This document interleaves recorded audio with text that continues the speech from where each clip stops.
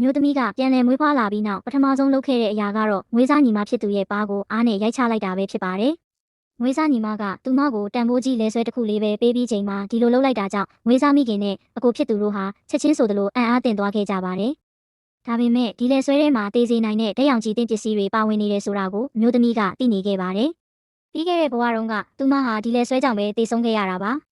ပြီးခဲ့တဲ့ဘဝမှာသူမဟာမိသားစုကုမ္ပဏီအတွက်တက်နိုင်သမျှအရာအလုံးကိုပေးဆက်လုပ်ကင်ပေးခဲ့ပြီးပျက်စီးလူနီးပါးဖြစ်နေတဲ့ကုမ္ပဏီကိုကယ်တင်ပေးခဲ့တယ်ဆိုတာထင်ရှားခဲ့ပါတယ်။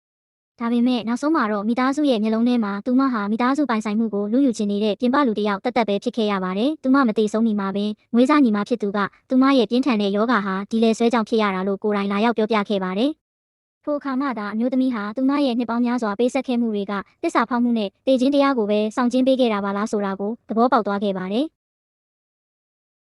သူမမျက်လုံးပြန်ဖွင့်လိုက်တဲ့အခါမှာတော့မွေးစားညီမကိုအိမ်ခေါ်လာတဲ့နေ့ကိုပြန်ရောက်သွားခဲ့ပါတယ်။ရင်းနှီးနေတဲ့လဲဆွဲနဲ့ဟန်ဆောင်ပြုံးတွေကိုရင်ဆိုင်ရင်းသူမဟာတုံဆိုင်မနေပဲမွေးစားညီမကိုပါးရိုက်လိုက်ပါတော့တယ်။ဒါကိုမြင်ပြီးမိသားစုတစ်ခုလုံးဒေါသထွက်သွားခဲ့ကြပါတယ်။အကိုဖြစ်သူကသူမကိုဒူးထောက်တောင်းပန်ဖို့ဖိအားပေးခဲ့ပြီးအဖွားဖြစ်သူကတော့ဇာတိမိဘတွေနဲ့ဆက်ဆံရေးဖျက်တောက်ဖို့အထိတောင်းဆိုခဲ့ပါတယ်။ဒါပေမဲ့ဒီတစ်ချိန်မှာတော့အမျိုးသမီးကသူတို့ကိုတီးခံမနေတော့ပါဘူး။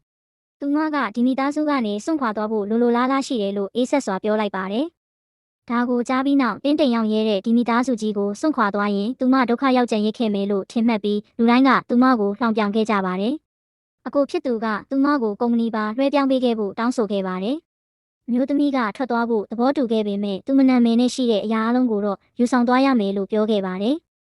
သူမဟာအဝတ်အစားနဲ့လက်ဝတ်ရတနာအနေငယ်လောက်ပဲယူသွားနိုင်မယ်လို့လူတိုင်းကထင်ခဲ့ကြပေမဲ့သူမကအကူကိုခေါ်ပြီးပစ္စည်းတွေကူညီရွှေ့ခိုင်းလိုက်မယ်လို့မြည်သူမျှမထင်မှတ်ထားခဲ့ကြပါဘူး။ဗီလာအင်ကြီးတစ်လုံးလုံးမှာရှိတဲ့တန်မိုးကြီးပစ္စည်းအလုံးကိုသူမကယူဆောင်သွားခဲ့ပါတယ်။ပိုင်ဆိုင်မှုစည်ရင်းကိုလူတိုင်းရဲ့ရှေ့မှာချပြလိုက်တဲ့အခါမှာတော့မိသားစုတစ်ခုလုံးမှင်သက်သွားခဲ့ရပါတယ်။ထိုအခါမှသာဒီနှစ်တွေအမျှမိသားစုကိုအမှန်တကယ်ထောက်မပေးထားခဲ့သူဟာဒီမျိုးသမီးပဲဖြစ်တယ်ဆိုတာကိုသူတို့သဘောပေါက်သွားခဲ့ကြပါတယ်။သူမမထွက်ခွာမီမှာအဖွားဖြစ်သူကသူမကိုလှောင်ပြောင်နေတော့မဲဖြစ်ပြီးသူတို့ဟာအချမ်းသာဆုံးမိသားစုကုမ္ပဏီစီကနေယင်းနှိမ့်မြုပ်နှံမှုရတော့မှာမို့လို့သူမနောင်တရလိမ့်မယ်လို့ပြောခဲ့ပါတယ်။ဒါပေမဲ့အမျိုးသမီးကတော့ပြန်လှည့်မကြည့်ပဲထွက်ခွာသွားခဲ့ပါတယ်။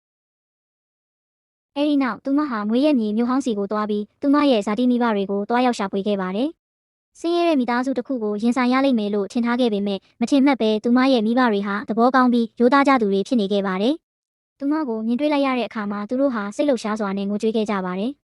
ဒါတွေမကသေးပဲသူမရဲ့ဖခင်ဟာရိုးရိုးတန်းတန်းလယ်သမားတစ်ယောက်လိုထင်ရပေမဲ့လက်တွေ့မှာတော့မြေအောက်စီးပွားရေးလုပ်ငန်းတွေနဲ့ရေနံတွင်းကြီးတစ်ခုကိုထိန်းချုပ်ထားသူဖြစ်နေပါတယ်။ဖခင်ဖြစ်သူဟာအစင်တန်းမှန်ကိုထုတ်မပြပဲသူမကိုလက်မသွားစေခြင်းယုံမျှတာဖြစ်ပါတယ်။မကြမီမှာပဲမွေးစားအကိုဖြစ်သူဟာရောက်ရှိလာပြီးသူမရဲ့ဖခင်ကိုဟင်းသီးဟင်းရွက်ရောင်းတဲ့သူစင်းရဲတယောက်အဖြစ်လောင်ပြောင်စော်ကားခဲ့ပါတယ်။ဒါပေမဲ့သူမရဲ့ဖခင်ကစကားနည်းနည်းနဲ့ပဲအကိုဖြစ်သူကိုအရှက်ရပြီးပြန်လှည့်ထွက်သွားအောင်လုပ်လိုက်ပါတယ်။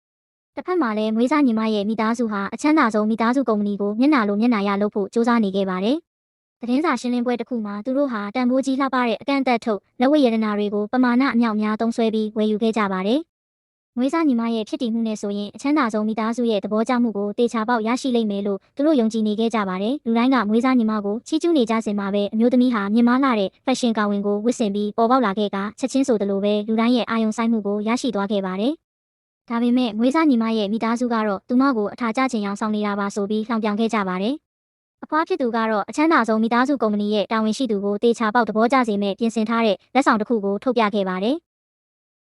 ဒါပေမဲ့မျိုးသမီးကတော့ထိုတာဝန်ရှိသူဟာသူတို့ရဲ့လက်ဆောင်ကိုမြည်သည့်အခါမျှလက်ခံပြီးမဟုတ်ကြောင်းအေးဆေးစွာပြောလိုက်ပါတယ်။အမျိုးသမီးကသူမကိုယ်တိုင်ဟာထိုချမ်းသာဆုံးကုမ္ပဏီရဲ့အမှန်တကယ်တာဝန်ရှိသူဖြစ်နေတာကြောင့်အမှန်တရားကိုသာပြောပြနေခြင်းဖြစ်သည်ဟုမပြောမီအထိလူတိုင်းကသူမကိုဝေဖန်ပြောဆိုပိုင်ခွင့်မရှိဟုဆိုကာလှောင်ပြောင်ခဲ့ကြပါတော့တယ်။